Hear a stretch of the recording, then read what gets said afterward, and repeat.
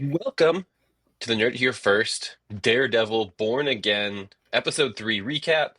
The episode titled Hollow of His Hand. I'm Riley Trahan. I'm the senior entertainment editor at Nerd Here First, and I'm joined by Bruno Manesses. Say hi, Bruno. I got chips at the wrong time. I'm sorry. To talk about Episode 3 of Daredevil Born Again, the Disney Plus continuation of the Daredevil story.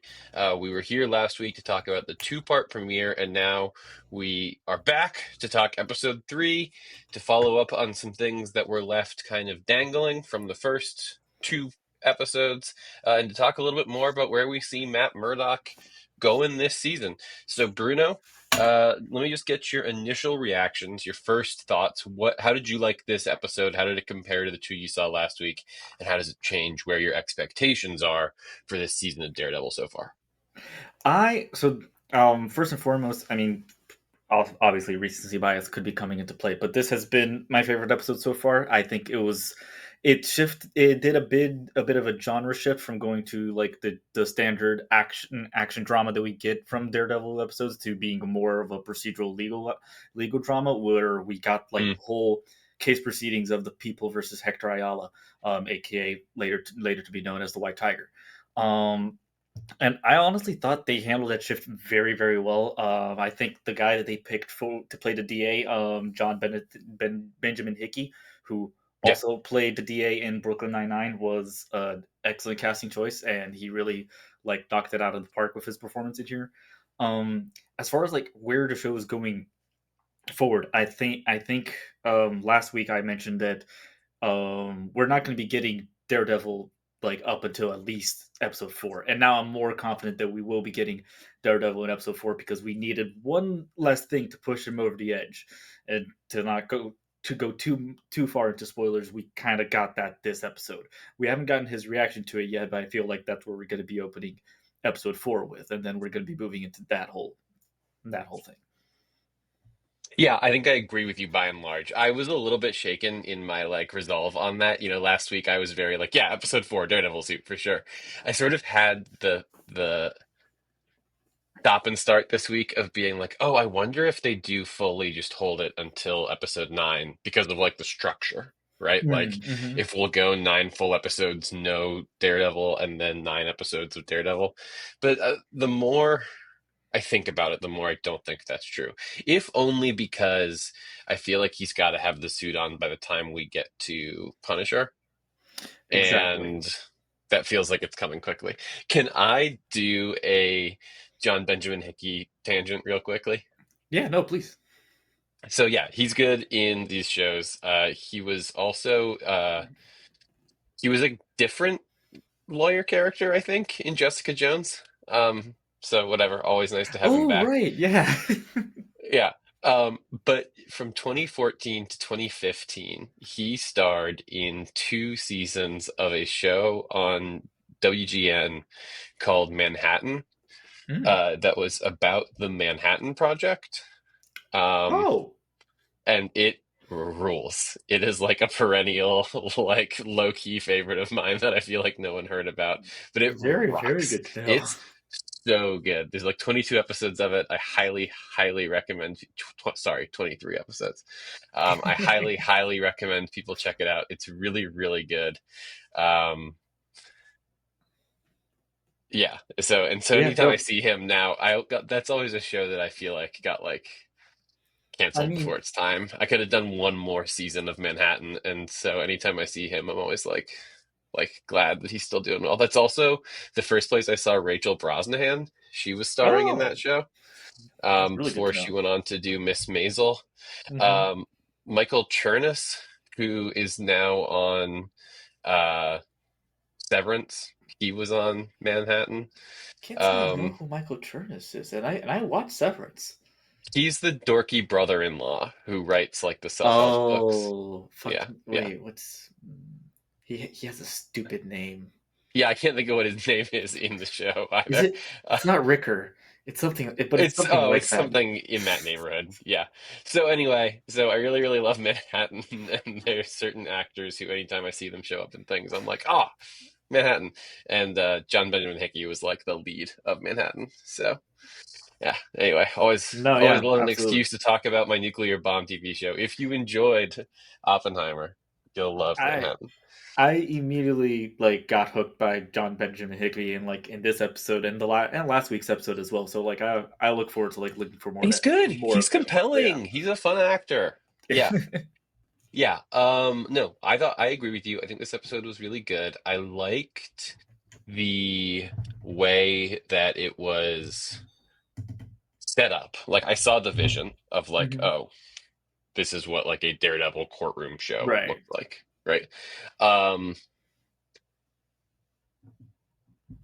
I didn't like I liked this episode. I think I would get bored of it if this was going to be like a whole season.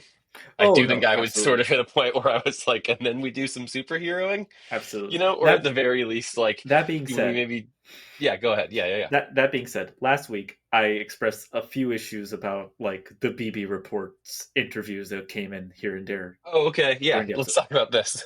After last week's episode, I could do a full episode of just the BB report interviews with random New Yorkers if that's what That's they wanted to interesting. do. That's interesting. I don't know how well those are working for me. Um, I get what they're going for. I just like I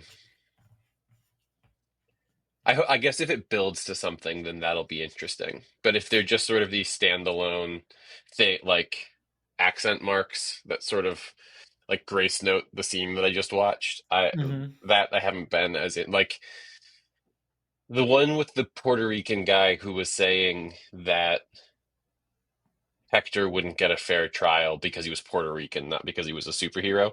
That one I thought was interesting. Oh no, Um, I'm more here for the ones that are there intentionally for like comic relief, like the guy saying, "Oh, oh, someone's invading my privacy. I'm gonna put my gun to his head."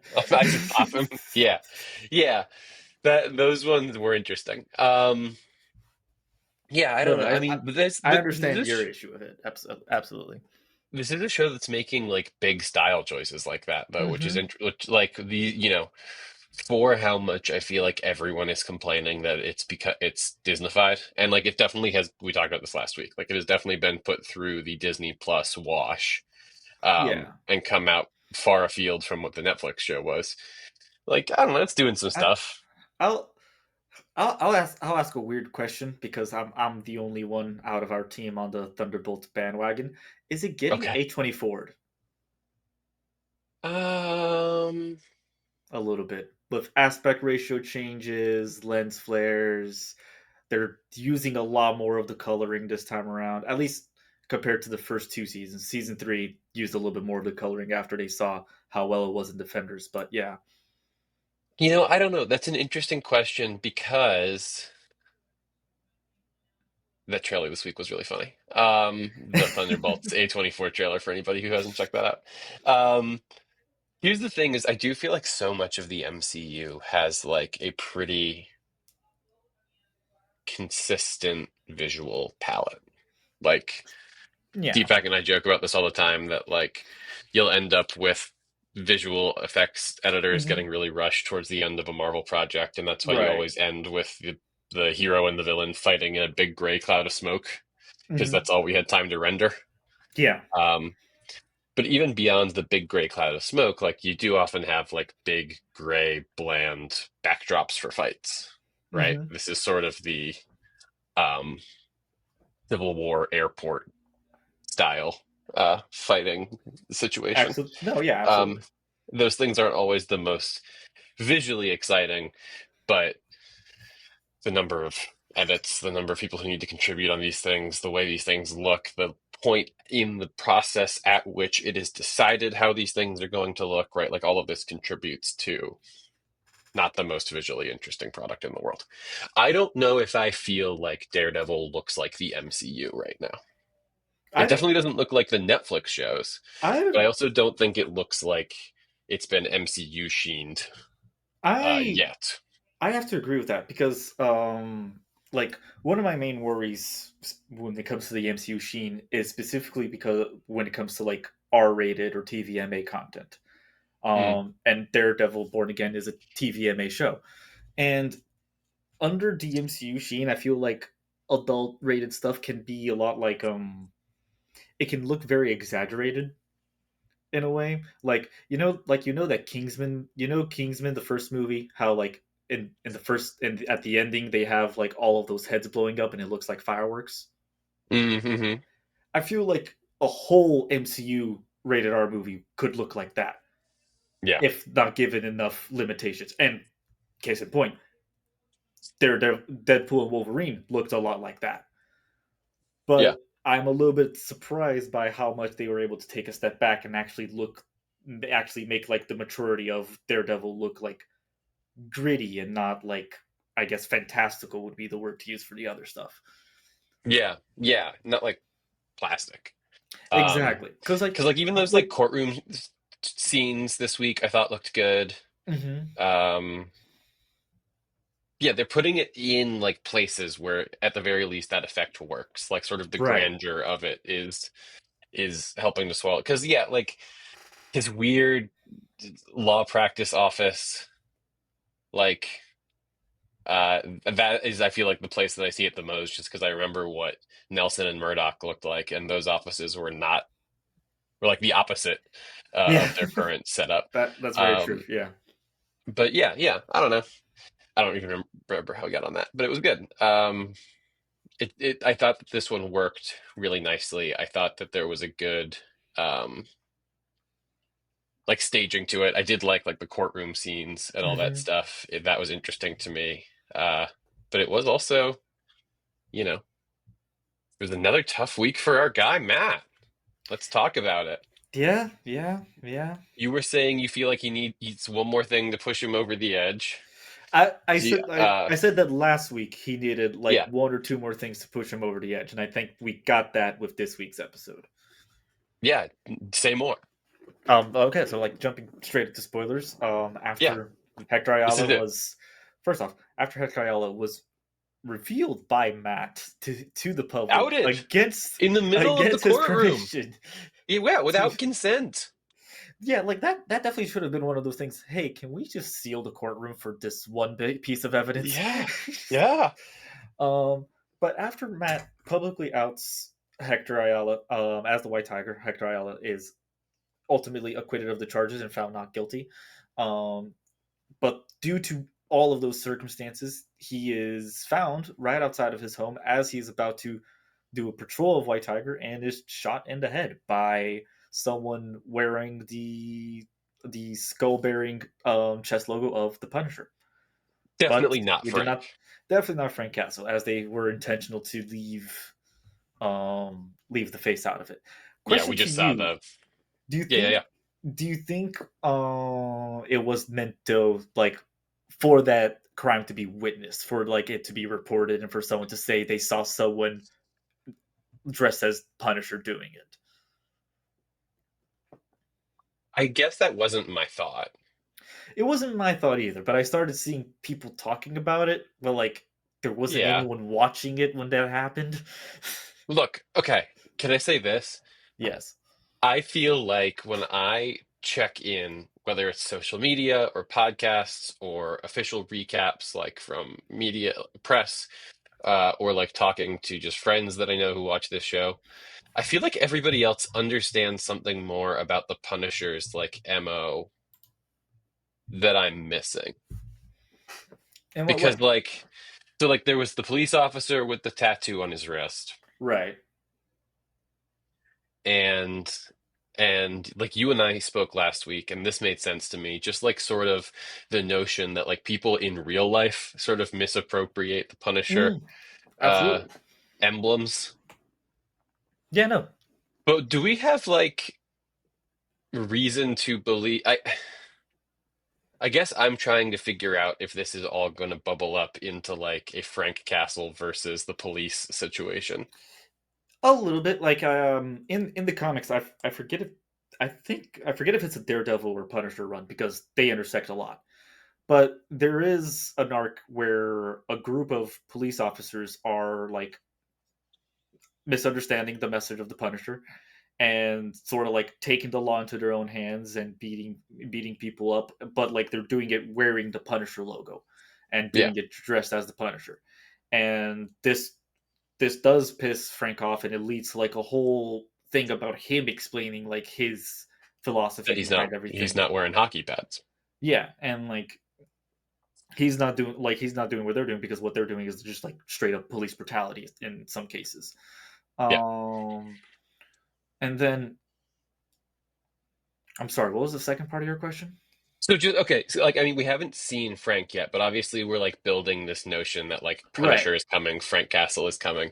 I'm trying to like sort of place Frank into this story, Hmm. even just like where so like okay, he is not going to be okay with we have now seen two instances of police officers with Punisher imagery on their body Right. doing like their own sort Mhm. of And it seems like uh, that's extra legal vengeance and it seems like that's public knowledge as well, because we did see that mural of like the skull that Muse put up that's triggered. Yeah, with Triggered. Like the placement of Triggered, it was very, very much foreshadowing of what was happening to Hector Ayala at the end of the episode. yeah, Yeah. definitely. So um, I'm eager to get Frank in here. Matt, I cannot imagine is doing like I'm. We'll have to check in with him. We didn't see him after the end. The No. episode ends with Hector getting shot, and then it goes straight into the credits with the cookie Mhm. singing on the beach, which I thought was Oh really god, effective. I that like how was they really used that. good. Yeah. Um, but yeah, I've got a feeling that Matt is not going to be doing great. Um, Because a lot, just in his overall sort of being.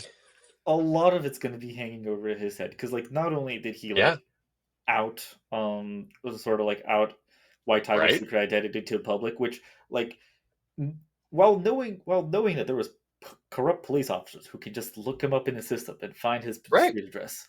Mm-hmm. So that's going to be hanging over his head. And then like his last conversation with Hector Ayala in the cell, where Hector explains why he does what he does, and Matt Yeah, doing Matt's his like, hey, best. just FYI, your costume's done, man.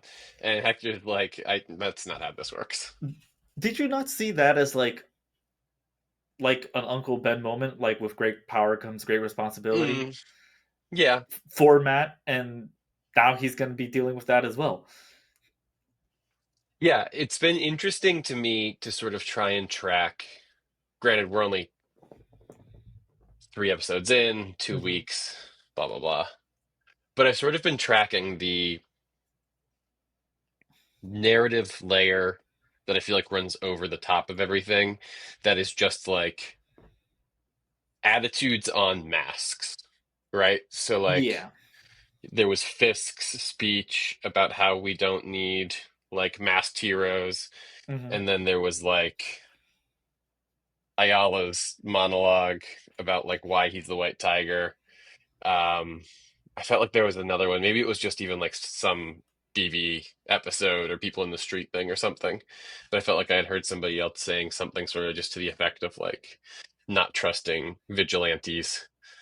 But just like that, I'm curious to Right. see how that conversation mirrors sort of Matt's relationship to Daredevil.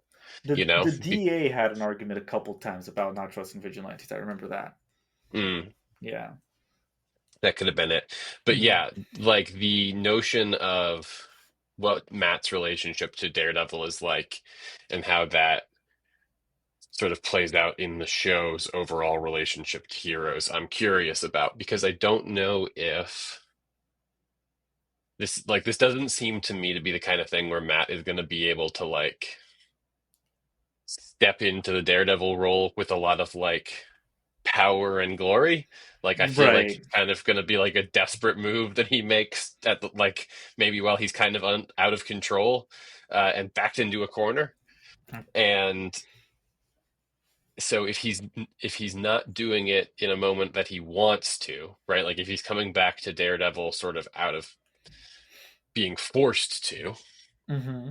we'll talk more about why he could be forced to in a minute here, but if that's the case, is there going to be a really negative like public attitude towards Daredevil now?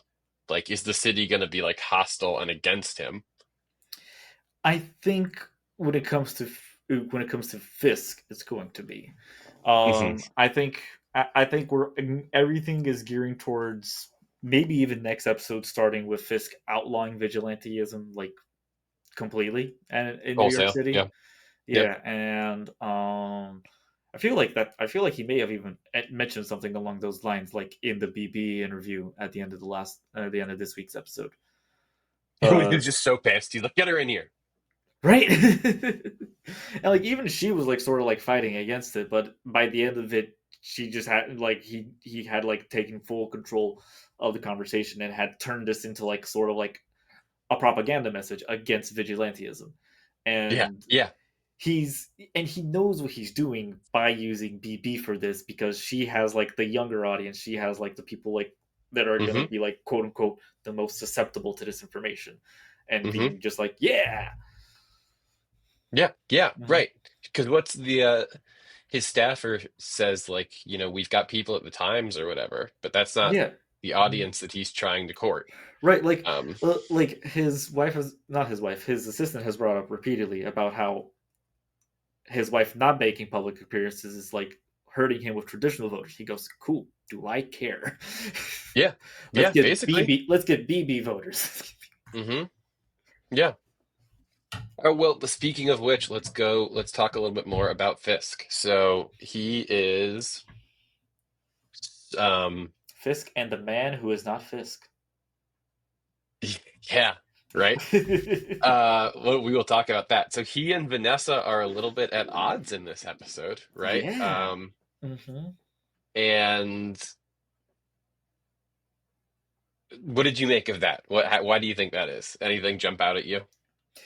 I think they're coming to odds because um he was gone for all this time, like not even just like the Echo stuff that they worked in for the MCU, but he went to prison and Hmm. like she had to like take control of everything like while he was gone, and he's kind of like trying to take control back when it's very affirmatively like hers, and it's going to be one of those weird like situations where I feel like we're eventually going to get to a moment where he's going to like give Buck a direct order to do something, and we're gonna notice Buck like looking to Vanessa for confirmation on that order. Yeah. Okay. Yeah. Yeah. Sure. Because this is so the episode opens with a carjacking, like they hijack a Hmm. truck. Hmm. These Irish guys, these Right. like stereotypical Irish, like very like these guys have accents so that people who Hmm. are not familiar with accents can read that these are not like the Russians or whatever. I thought that Right. was, but anyway, these two fellas hijack this truck in the alley, and we hear later that this alley is Red Hook, which we were Hmm. saying we had like heard a lot of talk about in the first two episodes. The Red Um, Hook District. Yeah. it seems like Fisk has some plan going on with the Red Hook district, and that his version of reality is that Vanessa is like the patsy and Right. that Wilson is still in charge. And Vanessa's Hmm. version of reality is clearly that Vanessa is the one that's in charge, and Fisk can like go do his own thing. Right. I am curious to see what happens when those two sort of like different worldviews come into conflict with each other, right? Like at a Hmm. certain point, like you say, right, whether it's Buck or Red Hook, or like there's going to be some resource that they can't both control. Um, and there is going to be conflict between those two characters for like the first time ever, which I will be really curious to see how Fisk handles that, because Absolutely. that doesn't seem like it's going to be the coolest thing in the world from his perspective. No, no, no, no. And like his reaction is definitely like what I'm looking forward to the most because I don't like I generally don't think Fisk is under control of anything at the moment. I think maybe Vanessa is making him think he has control, and Mm, like Buck is helping her in doing that.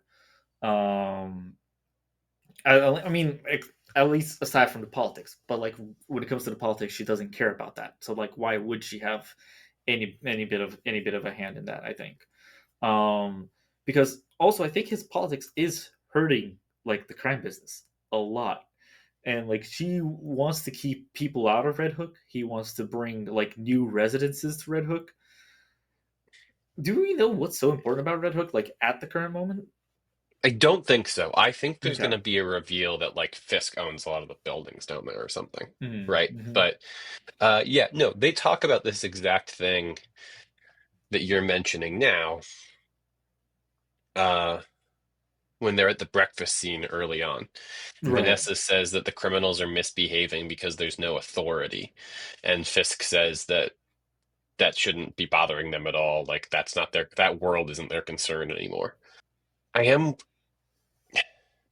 I'm still so torn about whether or not, like, I just assume Wilson's lying about everything, right? Like, I assume he's Mm, still very involved in the criminal world. He's just covering it up well. that's I true. had assumed that he was the one that set up the truck jacking, but I don't know. I guess I don't have any evidence to support that other than that I'm like, I know who this guy is, which sort of puts me in the same position as Matt in a lot of ways in this part of Right. the show. Yeah, no, it feels like yeah, we've been talking about how like second episode of this season, he showed his hand a lot. Not well, literally showed the knuckles of his hand, but like, what I mean, like he blackmailed a police chief. Hmm. Whereas Yeah, he's this, definitely got stuff going on. yeah, He's not just and totally on then the straight and narrow all of a sudden. but in this episode, it was a lot back to like hiding everything and like looking like he's been on the straight and narrow the whole time. Hmm. Um, I'm very, I'm, I don't know what to make of the fifth situation right now. Like, I'm almost wondering if we're gonna get a fake out with like constantly seeing his knuckles scratched up, and it turns out that he's like punching a wall just to get his anger out, and he's really just trying to be a good guy. They showed us the knuckles again. What did you think was going on there? Because I thought maybe it looked like they were healing, but I wasn't sure. I think they're showing it to point out that he's like consistently punching something. Sure. At least Which, that's how I read it. if that's the read, then I do think there is, like, that seems to me to be the most evidence you can find for, like, this guy is secretly doing crime things, and he's just keeping a But lid on it so that nobody is he? knows. What if he's just taking his anger out on a wall? He could, well, but he has a really deep love for certain walls. So some walls are really important to him. That's true. That's Um, true. okay, so White Tiger obviously not doing good. Matt not doing good. No. Fisk not really doing good. Anybody, any other like supporting characters or anybody that you wanted to check in with, see how they were doing? Let me think. Let me check my notes. Just sort of the crew We did otherwise. we didn't get that much Heather this episode, which was a little bit No, disappointing not for me. really. But She does the toast. Um, where she called out Foggy at the toast yeah. after Oh they win the case. yeah. I'll call out Officer Powell really quick. Is Powell just stupid? This guy, I Like feel like he's walking gonna up to be the on. defense attorney like in the bathroom like at the courthouse. Yeah, yeah. This guy feels like he's got "I am paid by Wilson Fisk" written all over him, in my opinion. Yeah, Yeah, no. uh, he, he's a trip, but That's pretty much all I have to say about him. We got a couple more things about Adam here and there. Like Vanessa's like asking Fisk if she's punished yep, if he's punishing her yep. for Adam. Um, which like again, who is it? Like, are we going to see this Adam? I feel like they're I building to something with that. right. Hmm. It's Adam Warlock. No, could you imagine? Wait, what's If Miss it was Marvel's Adam dad's Warlock, that would name? be hilarious. What's Miss Marvel's dad's name? Because I know he's in this show at some point. Oh, really? Yeah, he was in the cast, I think. That's interesting. Um, Now I'm just Mhm. looking at Google results of people, like, Oh, one thing I wanted to shout out really quick was like that witness transport scene and like the fake out. oh, yeah, we'll talk about that for sure. That was really, really good, honestly. Like, and I saw a lot of people saying that it looked like a scene straight out of a Christopher Nolan movie. I have to agree, that was really good. Yeah, so after Vanessa and Fisk sort of have their exchange about the Red Hook hijacking and whether like how concerned they should be in the criminal world, and then Matt washes his hands in the bathroom and gets confronted by Officer your Powell. yes, Officer Powell.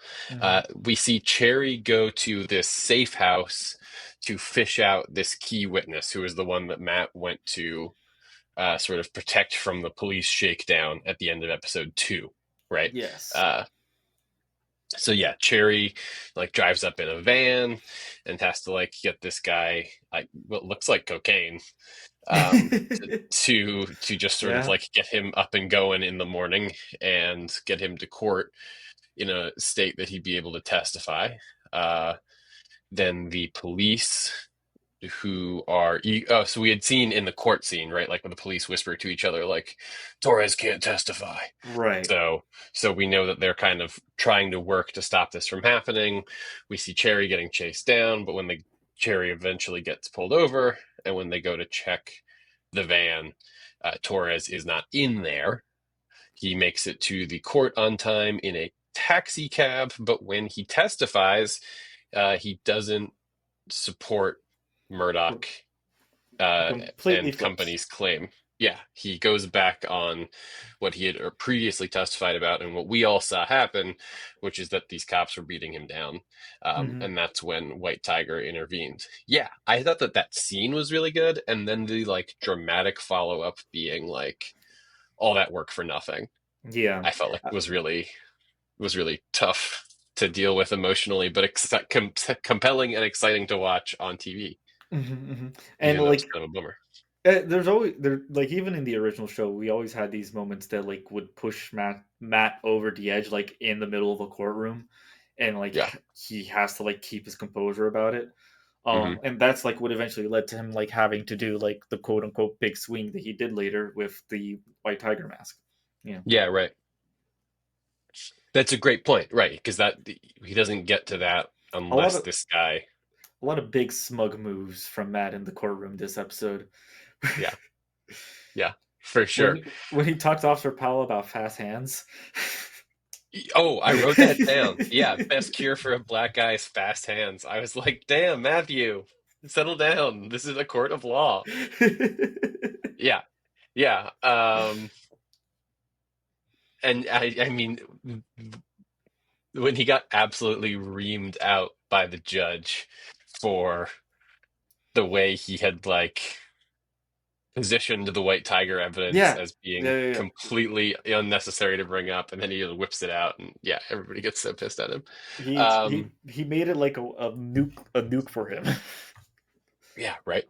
So so this is sort of what Team Murdoch decides is that if Torres isn't going to be on their side, then they're just going to let him tell the truth. Mhm. Meanwhile, there's this meeting between Buck and Vanessa's Five Family organization, sort of the modern Disneyified Daredevil Right. Netflix season 1 crew. And now we get Buck sort of pulling the full Wesley, showing up in the suit in some like nondescript construction area in New York City, being like, "My employer wishes you to." So, da, da, da, da. We see the Fisks sort of deal with this later, with Vanessa confessing that she sent Buck out, and Wilson saying that sometimes chaos must reign to build a stronger order. Vanessa says she's being punished about Adam, and Fisk says he's not punishing her for anything. Vanessa says she feels like she's being left out in the cold. I know that this confrontation was sort of like central to your whole viewing experience this week, Bruno. So did you want to start by talking about this? I had some Well, thoughts as well. that one scene of dialogue I thought was really well written because it started off with them like discussing only stuff like related to to crime, and it slowly started building more and more to like them talking about actually themselves, and then Heather Yeah. walked in to start therapy. Yeah. I thought that was just like beautifully done. Um, and I it's brought up like point of clarification for just anyone listening. We didn't know whether we were trying to figure out last week whether or not Fisk and Vanessa could talk about like their Oh, crime yeah, yeah, activities yeah. I forgot in that you front did of the research on therapist this. under under the doctor patient confidentiality. I'm dating a therapist. Apparently, they can, as long as they're not talking about causing physical harm to someone else. So, like, they can talk about racketeering, they can talk about stealing, they can talk about carjacking, they can talk about blowing up a building as long as they know for a fact there's going to be no one in the building. Interesting, interesting. So just Like, really just something worth noting. I think for now they don't want to be bringing that up to Heather, but I wonder if sooner or later Heather's gonna like bring up during a couples therapy session. You guys are definitely not telling me everything, and it just becomes something that she didn't ask for. it does seem hard to believe that they didn't kind of pick her because she's dating Matt Murdock, right? Like, I feel like that. Yeah, that's. I feel like that's something that Fisk has in mind. I don't know if Vanessa knows. sure, yeah, right. But even Right. still, um, and kind of to that point, you know, for me, this episode, this show we talked about last week, like really made it very clear at the outset that it was a show that was about these two guys Hmm. with sort of imbalanced personalities who had a component of their life that they were trying to leave behind, right? For one of Right. them, it was organized crime, and for one of them, it was vigilantism. And the thing that we could tell was so clear in both instances was that these were not guys who were willing or able to leave those parts of their life behind. They just were sort of in denial about that, right?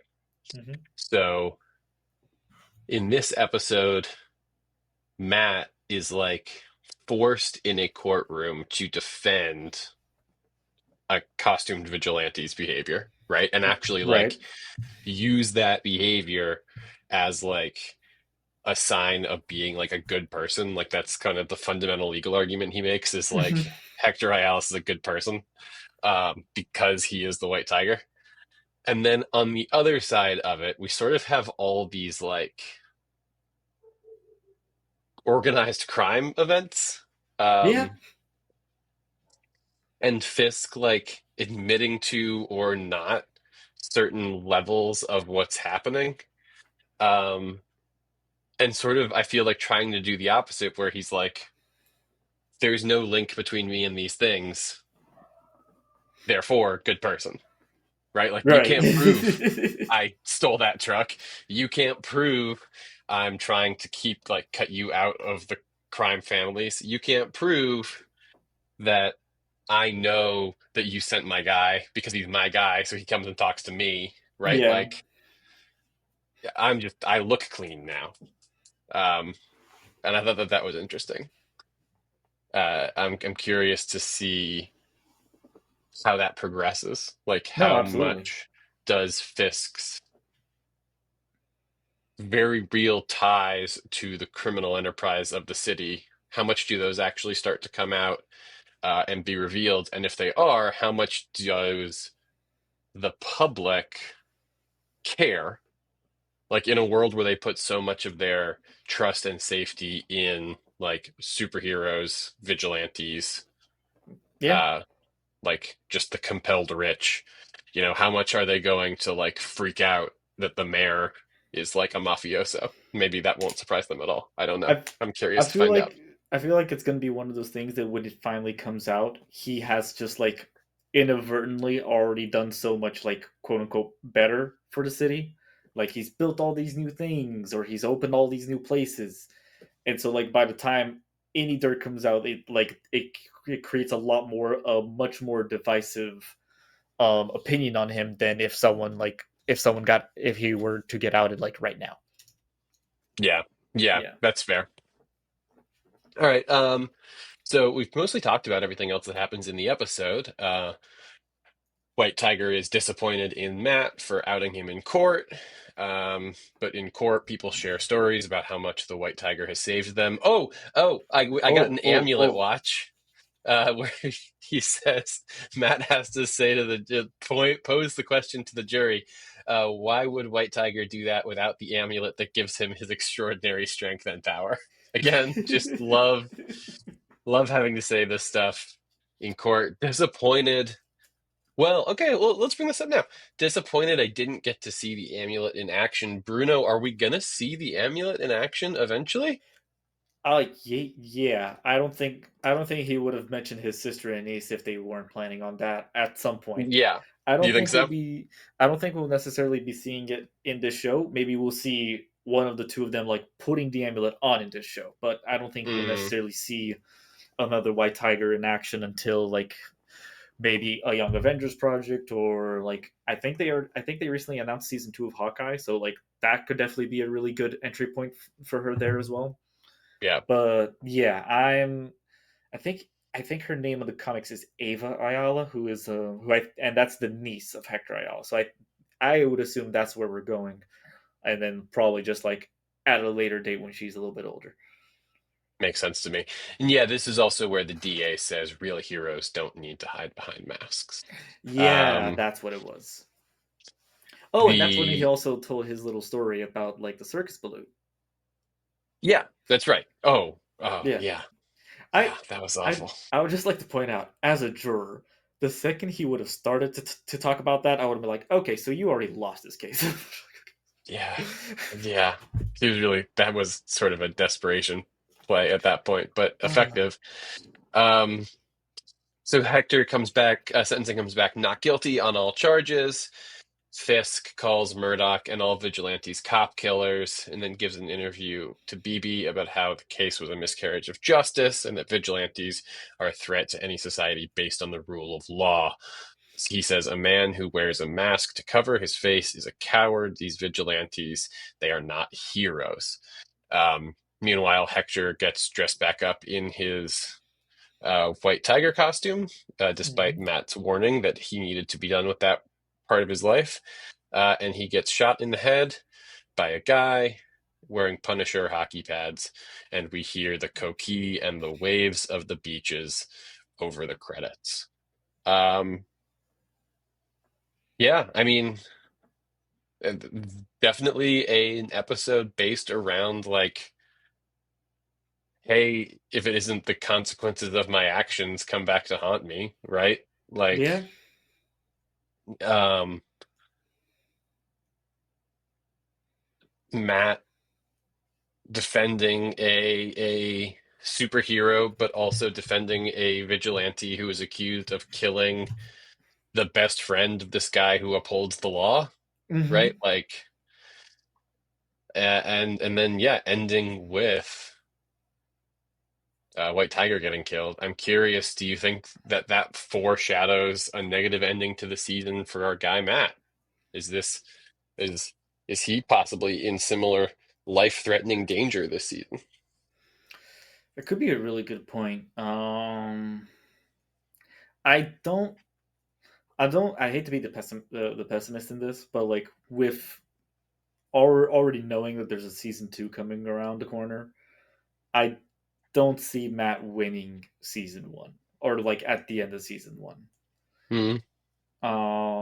And but like that being said, I don't know like I don't know what exactly is going to happen because we've been building up Muse a lot, and I'm surprised we haven't seen much of him like in actual action yet. So I was Yeah, right. Is he originally going to be a mostly season two thing? Like, are we just building him up? I mean, that's kind of, I guess, where my question is, was like, okay, so are we just doing this like one or two episode White Tiger thing, and then we're getting to the Muse stuff, or are we going to let that cook for a whole season? I think no, I don't think we're getting into Muse just yet because I think now we're going to be getting into like some Frank Castle stuff, and Hmm. that might take up like an episode or two. Also, there's a weird week. I forget which one, but not the last week, but one of the weeks prior to the last week, it's going to be dropping 2 episodes rather Our than one. double week drop, yeah. Yeah. So that's another thing to keep in mind as well, to see like what that all is going to be. That's a great point because that'll probably be. We talked about last week that that'll probably be some crazy shit, Mm-hmm. and we're now getting more options. Okay, about and we have episode titles. So Oh, that could be helpful. What do we got coming up? so next week's episode is titled Straight to Hell, Mm. and then the week after that is our next dual drop, and it's Sic Semper Seisma and Isle of Joy are the title of those two episodes. Yeah, that six separate Although, definitely sounds like something that's going to have Frank Castle in it. although let me say this, they had episode 2 titled With Interest and episode 9 titled Optics. And we know that episode 2 was titled Optics. So I don't know if 9 will be With Interest or if everything gets moved around. But Yeah, interesting. either way, it sounds like definitely getting Punisher stuff on the 25th, I would think. Good to And know. after that, we have an episode called Excessive Force and an episode called Art for Art's Sake. Yeah, so if I had to guess, maybe Matt doesn't like get like very badly hurt, but he's gonna lose someone. Like, and so it's gonna be someone close at the end of the season. Maybe even Heather. He already lost Foggy? Yeah, dude. Yeah, and then you can bookend Matt, that stuff. Matt. Oh, my guy. Having a rough time. Not fun being a superhero, Yeah.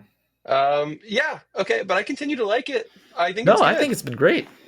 Yeah, no, absolutely. Like I said, I think so far this season, I think this is probably like my favorite episode, with the first episode being second place. Mm. I think yeah, it's. I think we're only going uphill from here. I have been really pleased with what they've done. Like I said at the beginning of the episode, if we get too many like courtroom drama Right. episodes, I might get a little bored of it, but just as like a one episode thing so far, like I thought this was a good episode. It was neat to see him like in legal mode again and in a way that seemed so significant I uh think to the I, themes and stuff. I think we might get one or two more courtroom cases, and then that's gonna be it. I don't think it's gonna be like one courtroom case per episode. Um, Yeah, I just hope it's like a mix of like courtroom stuff and right. superhero stuff. I don't One want it to just become like Boston Legal for 3 weeks. one thing that maybe could even happen before Fisk drops like the whole legislation against vigilantes, but in the comics there is one very small arc where Matt has to represent someone filing a lawsuit against Daredevil. Oh, I just feel like that could be fun to like play around with, like whether it's yeah, that this could be a season or good next time. season. Yeah, Yeah. cool. Well, All right. and we still have what's his name? Bullseye out there Yeah. waiting to shake things up somehow. Yeah. Yeah. So we'll keep an eye on all this and more. Be back next week for another Daredevil recap episode. Until then, uh, make sure you follow us on all the socials, like and subscribe, all the stuff. YouTube.com/nerd here first, NIHF.com. Uh, and and and I'm gonna go figure out where I want to hide a Daredevil I messed up the whole thing. Punisher symbol. I want to hide a Punisher symbol somewhere on my body because that's apparently how all these episodes have to end is with Yeah. unexpected Punisher symbols. All Absolutely. right, goodbye. I love New York.